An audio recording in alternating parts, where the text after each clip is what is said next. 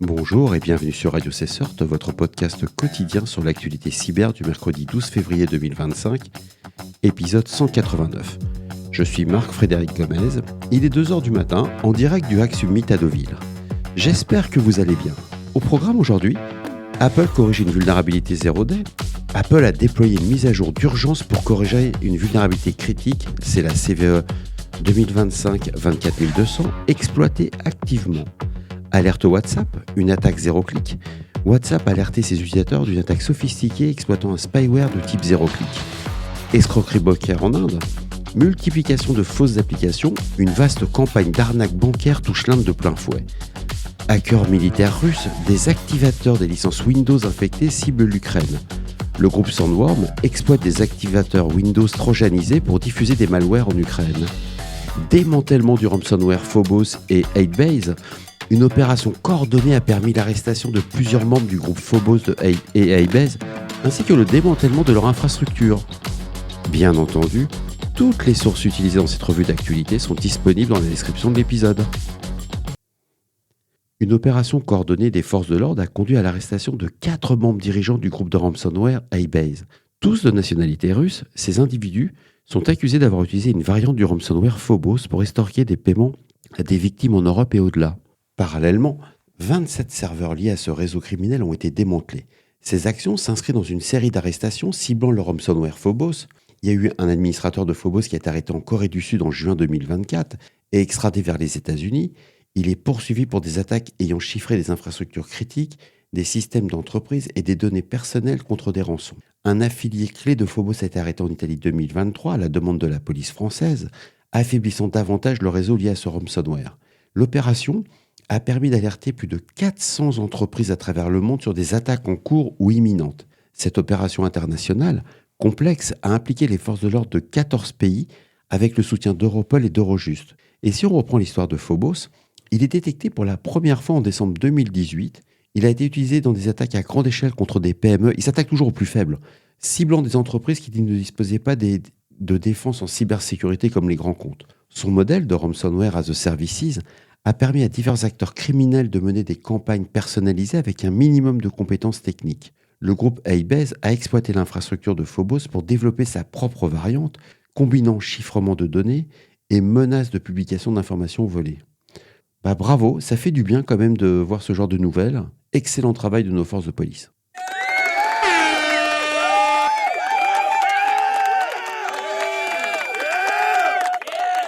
Blipping Computer a fait un article intéressant sur le groupe de cyberespionnage militaire russe Sandworm qui cible les utilisateurs de Windows en Ukraine à l'aide d'activateurs de licences trojanisés du service Microsoft Key Management Services, c'est le fameux KMS, et de fausses mises à jour de Windows.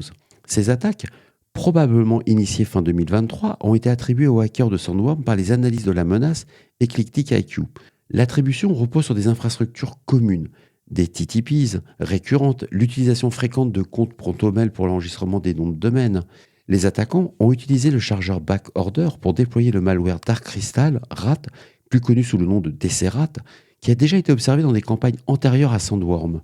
De plus, des symboles de débogage référencés dans un environnement de développement en langue russe renforcent la confiance des chercheurs dans l'implication de hackers militaires russes. Je me méfierais un peu plus. On l'a déjà vu sur des différents malwares qui ont été analysés. On peut prendre le cas de Stuxnet. On a même parlé de la France qui avait participé parce qu'il y avait un bout de code qui était un bout de l'environnement de développement était en français. Donc, on va être très prudent à ce niveau-là. Eclectic IQ a identifié au total 7 campagnes de distribution de malware liées à ce cluster d'activités malveillantes utilisant des leurres et des TTP similaires. Plus récemment, le 12 janvier 2025, une nouvelle vague d'attaques a été observée affectant des victimes avec le cheval de Troie d'accès à distance, le DCRAT, via un domaine typo-squatté. Une fois déployé sur un système, l'outil KMS Activator, trojanisé, affichait une fausse interface d'activation Windows. Il installe un chargeur de malware et désactive Windows Defender en arrière-plan avant de livrer la charge finale. Comme on dit, là, vous allez prendre cher. L'objectif principal de ces attaques est la collecte de données sensibles sur les machines infectées, transmises vers des serveurs de contrôle par les attaquants.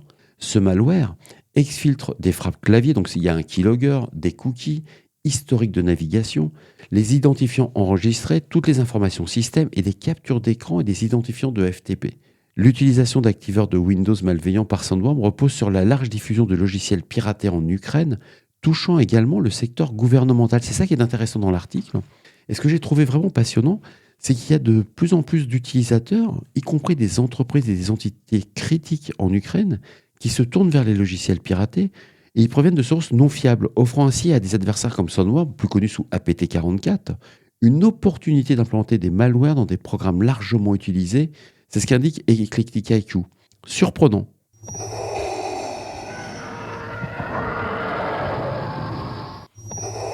L'Inde fait face à une campagne massive d'escroquerie bancaire impliquant des applications frauduleuses imitant des institutions financières légitimes. La campagne a utilisé environ 900 échantillons de malware liés à plus de 1000 numéros de contact utilisés pour commettre ces fraudes. Selon Zimperium, ces logiciels malveillants sont intégrés dans des applications se faisant passer pour des banques de grande envergure en Inde, ciblant les utilisateurs ordinaires. De nombreux utilisateurs en Inde reçoivent des messages WhatsApp contenant des fichiers APK malveillants, donc ce sont les fameuses applications. Une fois téléchargés, ces fichiers installent des fausses applications imitant des banques telles que ICICI Bank ou State Bank of India, la SBI.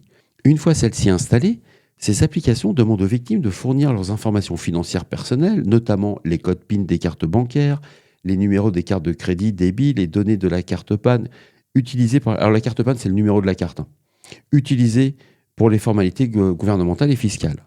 Le malware va alors intercepter les mots de passe à usage unique, les fameux OTP, et les envoie vers des numéros contrôlés par des attaquants ou vers des serveurs de command and control, les fameux CD, hébergés sur Firebase. Ces techniques d'évasion et d'anti-analyse sont utilisées notamment sur ce qu'on appelle du packing, qui dissimule le malware en le compressant et en le chiffrant. Il s'installe automatiquement en exploitant les services d'accessibilité d'Android et obtient les autorisations nécessaires en incitant l'utilisateur à cliquer sur Autoriser. C'est-à-dire que vous allez être acteur de votre compromission.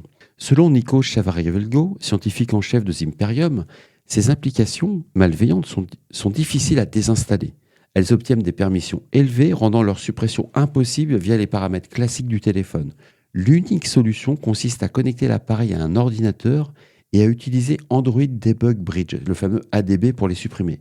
Alors autant vous dire, vous êtes là, vous êtes dans la misère, quoi. L'enquête révèle que ces escroqueries se concentrent principalement dans l'est de l'Inde.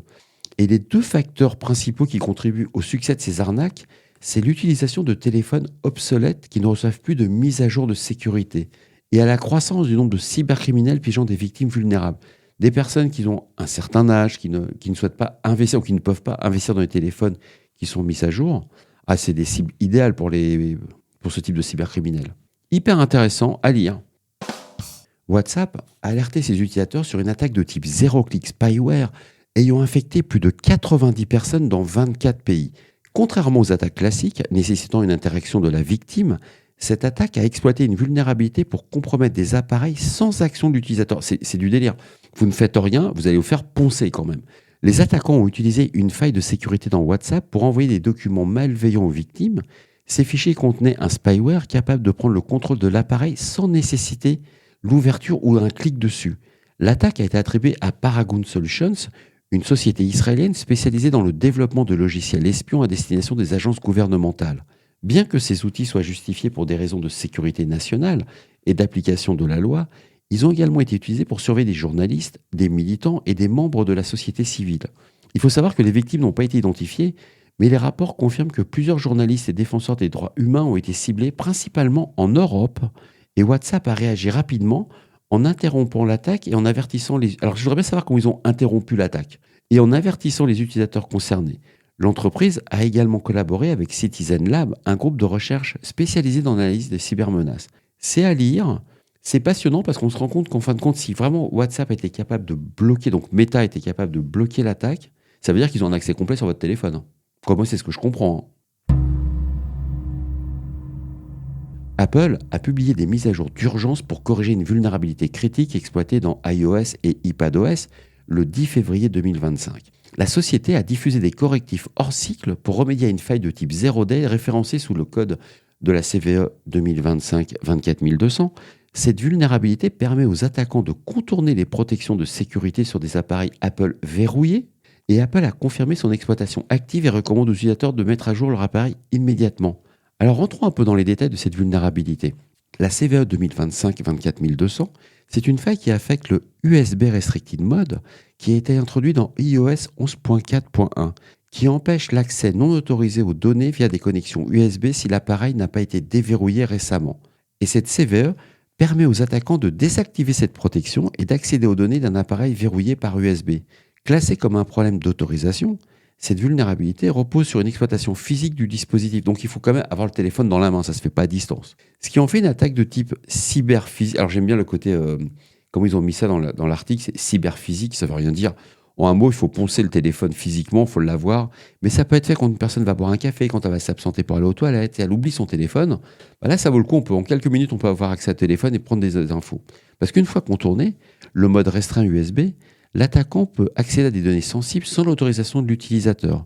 Alors, bien entendu, Apple a corrigé cette faille pour une amélioration de la gestion des états du système. La société n'a pas révélé l'ampleur de l'exploitation de cette vulnérabilité, mais évoque des attaques sophistiquées et ciblées. Alors, au niveau des appareils qui sont affectés, il y a tout ce qui est iPhone XS et modèles ultérieurs, les iPad Pro 13 pouces, les iPad Pro 12,9 pouces, les 11 pouces. Quoi. En un mot, si vous avez de l'iPad, vous avez de l'iPhone, vous avez de l'iPad mini, de l'iPad Air, de l'iPad Pro, il faut patcher. Donc, les versions iOS 18.3.1 et iPadOS 18.3.1 ont été publiées le 10 février. Elles corrigent cette faille. Apple vous recommande de l'installer rapidement. En particulier si votre téléphone traîne un peu sur le bureau ou dans des endroits où parfois vous dites « Ah, je l'ai oublié, il faut que j'aille le rechercher ». Il faut patcher.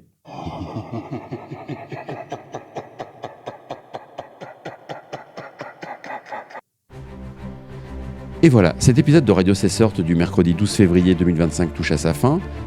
J'espère qu'il vous a plu, qu'il vous a apporté des informations utiles. Je commence à étudier le Patch Tuesday. Ça va être sympa. Je ne sais pas quand il va sortir, mais il sortira aujourd'hui à coup sûr. Il faut vous laisser encore 2 petites heures. Ça devrait être plutôt bon.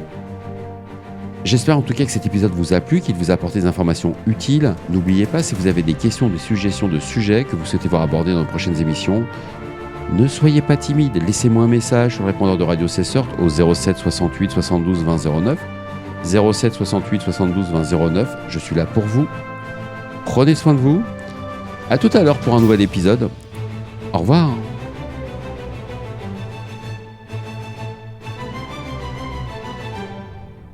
2h28, waouh. Je vais pas dormir beaucoup.